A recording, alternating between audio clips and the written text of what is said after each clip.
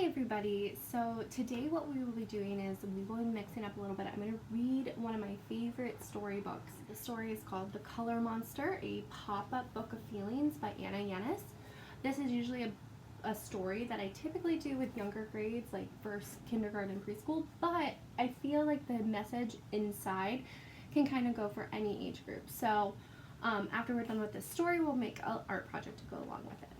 All right, so The Color Monster, a pop-up book of feelings.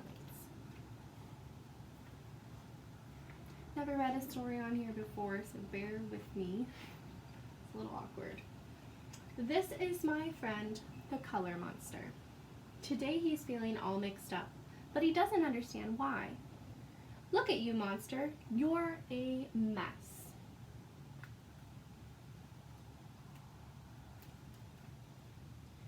You've jumbled up all your feelings, and all of your colors, too.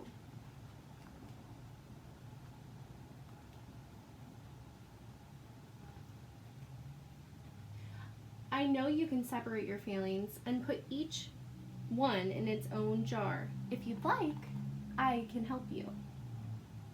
See the monster poking up right here?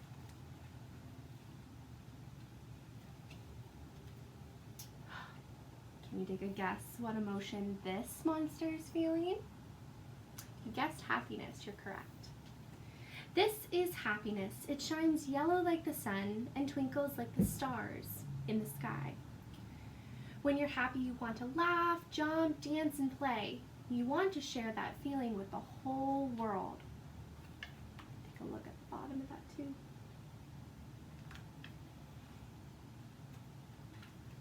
What about this one? What do you guys think this one's feeling?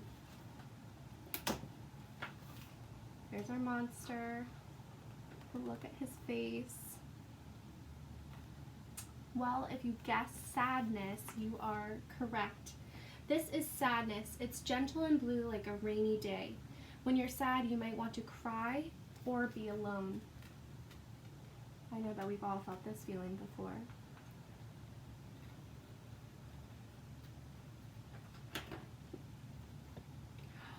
Anybody can take a wild guess on this one? Yes, it's anger. This is anger. It blazes bright red. When you're angry, you want to stomp and roar and shout, "It's not fair." Ooh, this one's a little tricky. Maybe take a guess what this guy's feeling. Let me zoom in a little bit. Well, if you guess scared or nervous, you're very close.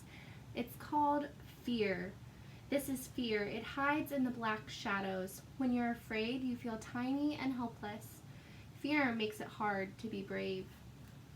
I don't know about you guys, but with everything going on, this might be an emotion that a lot of us are feeling. And even though when we're feeling this, we have to remember that it's not forever and that we will be happy and calm another day. Speaking of calm, this is Calm. He's hanging out on his little hammock outside catching a breeze. This is Calm. It is as light as a green leaf floating in the wind. When you're calm, you breathe slowly and deeply. You feel at peace. Now, usually when I ask students what this one is, everybody's like, is he sleepy? Is he tired? No, he is calm. You might feel calm when you are sleepy and tired, usually right when we go to bed. That's a recipe for a good night's sleep is when you're calm. So this is Calm.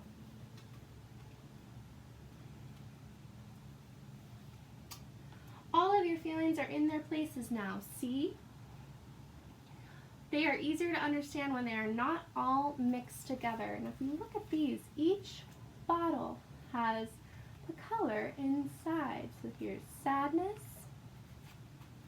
here's anger, just a little tricky. Here we go.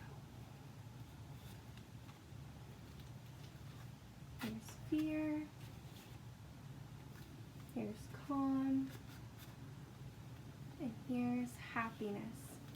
Now, something that I really like to stress with my students when we read this book is that the author states that it's better that we keep all of our feelings separate and in different bottles, which is good whenever we're trying to sort out what we are feeling. But I always ask the question, should we keep our feelings in these bottles forever?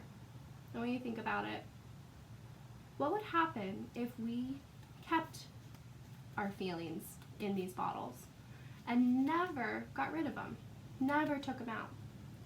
Eventually, let's say you're sad a day, you put it in your bottle. You put it another day, you're sad, you put it in your bottle. Eventually that bottle is going to get full, and what happens to bottles that are too full? They will explode. So if we keep filling these bottles up and we don't take it out when we need to feel it, it'll eventually explode, and then we're back at square one. We're back at the very first monster that we saw when you were all mixed up, because all of your bottles will explode.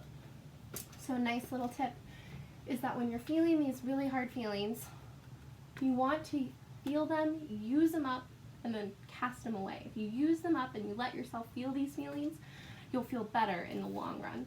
It is good to feel happy, but we can't be happy all the time. The only way you can truly be happy is if you let yourself feel these emotions when the time comes. So, don't keep them in the bottles forever. It's good to keep them separate, but they shouldn't be always in that bottle.